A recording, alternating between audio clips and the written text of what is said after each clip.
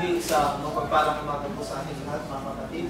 Tayo po ay nagpapasalamat sa inyong lahat na kung saan ay inalayan ng oras upang sama-sama tayong magpasalamat at sumamba sa Diyos sa umaga ito.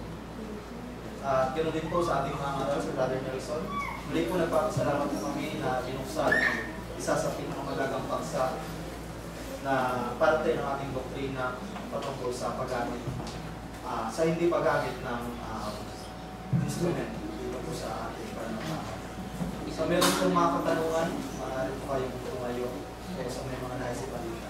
Sister Dixie. Opo, kay Brother Nelson, paki-clear lang po kasi pagka sa kabataan to, pag ano po to, sinerge, makikita mo yung sa Psalms 98:4 na God has commanded the whole world to use the heart to worship. Use heart. So, sa panahon ko yata nila dito. So, paki-clear lang po para hindi mag-create ng confusion sa kabataan na may utos din po dun sa instrument pero not this time. Paliwanag pa, hindi na. Ay, sige po. Okay, kasi yung pinutos po yun, sa Old Testament, wala pa yung po yung ating kung saan ay, kaya nga po sinabi ni Apostol Pablo din, kung tuturo daw yung paggamit ng instrument ng Old Testament, dapat daw lahat ng utos ng Old Testament ay ituturo sa New Testament. Kaso, ang tinuro ngayon po sa atin, paggamit lang, awitan lang, walang paggamit ng harp o ano pa mag-instrument.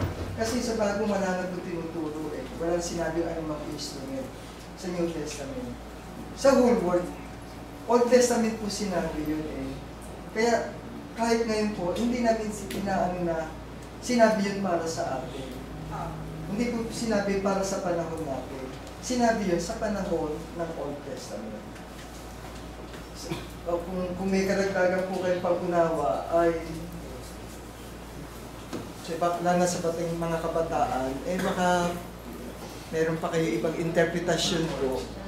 Pero liban kasi doon, wala na sinabing magdagdag ng noon pinagamit yung harp. Kaya nga sinabi ko sa inyo, may mga ilang katuruan sa Old Testament na nagsasabing gamitin. Pero hindi sinabi ba doon sa parang ng pagsamba, sister? Wala ko na sinabi. So, hindi sinabing gamitin sa pagsamba. Pero pag tinay mo po siya, yung command ng Diyos na using instrument, appear siya. Ang tanong po, yun po Yun ba ba ay, sa service? yung po ba yung original apply? Hindi na po yun. Hindi sa panahon natin ngayon. Ay, kasi Tsaka yung pagkaka-construct po yun, kasi artificial intelligence lang ang karamihan sa searching natin sa Google eh. Yung po nakakalungkot dun eh. Yung paggamit ng artificial intelligence na kung saan lahat ng bagay, search mo nandoon.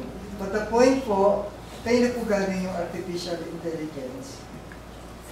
kaya lang po kasi yun ay ginagamit ng kabataan ngayon. Sa ngayon po. Kaya nga, patuloy sinasabi natin, gumamit ka ng ganon, ng computer, sa Google, sana gumamit ka din ng talagang original na version. Kasi ang may gawa ng artificial intelligence ay tao na maaaring hindi natin alam kung sino ang kinasihan ba siya ng Espiritu Santo, hindi kagaya ng mga ating mga disciples, nung ginawa ang Bible ay kinasihan talaga ng Espiritu Santo.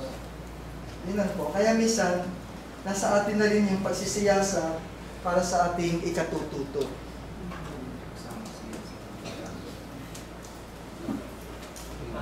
Thank you, guys. Salamat po.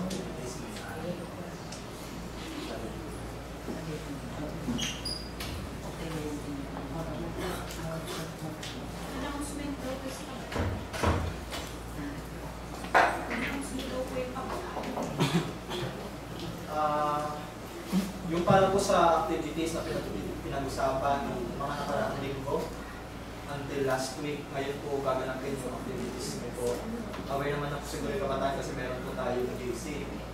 And pag-usapan lang din po siguro after ng service yung mga kabataan. Kung wala na po kayong patanungan o nasa balita, Brad, tanong ko lang. Di ba yung otsa, ginagawa nila, walang libadura yun eh. Alin po? Otsa. Kasi alam ko eh, walang libadura yan. Pero yung kung ginamit na ng ostia, hindi po, may kahalong chemical po yun eh, na kung saan mananatili po yung kanyang pagtigas, yung freshness. Kaya hindi po siya pure na talagang ayon sa nasusulat na ano man pong paggamit ng may halo, liban dun sa Kasi ano lang, oil and water. oil and water lang po ang inano.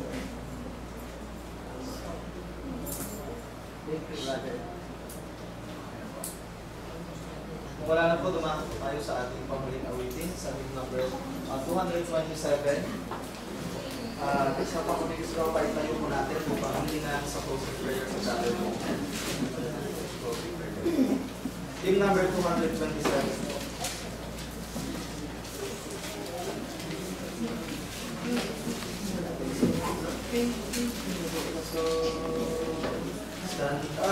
Stand up for Jesus, ye soldiers of the cross. Ready? Sing. Stand up for Jesus, ye soldiers of the cross. Lift high his royal banner, it must not suffer loss. From victory unto victory, his army shall lead, till every foe is vanquished, and Christ is Lord indeed. Stand up for Jesus, the trumpet all obey. For to the mighty conflict, in this his glorious day, ye that are men of serving against unnumbered foes, your courage rise with danger, and strength to strength of bones. Stand up for Jesus, standing his strength alone. The arm of flesh will fail you, ye dare not trust your own. Put on the gospel armor, each piece put on with prayer. Where duty calls or danger, be never wanting there. Stand up for Jesus, the strife will not be long. This day the noise of battle, the next the victor's song.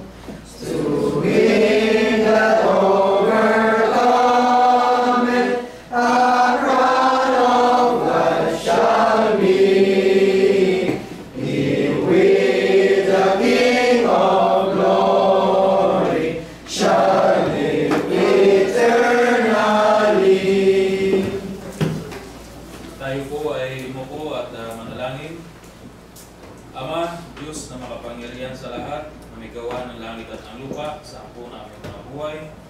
Muli po ay nagpapasalamat kami sa araw na ito at niloob niyo po na kami po ay magsama-sama upang manalangin at mag-aral ng inyong mga banal na salita.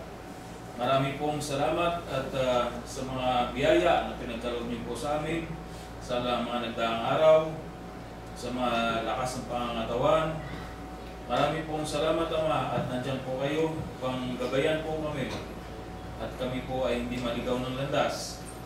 Muli ay nagpapasalamat po kami at sama-sama po kaming nagtipon-tipon at humihingi po kami ng kapatawaran sa mga kasalanan na gawa namin sa isip, sa salita at sa gawa.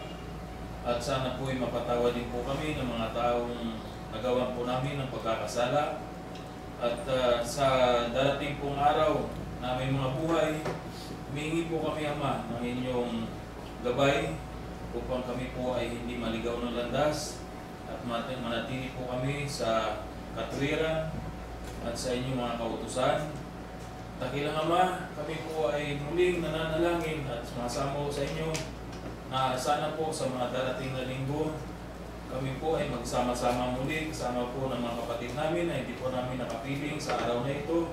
Kung ano man po ang kanilang mga kadahilanan, kung sila man po ay dumadanas ng problema o sa pangkalusugan, pinansyal, kayo po ang bahala magkaloob po nito sa kanila at sana po ay makapiling po namin sila sa susunod po na linggong darating.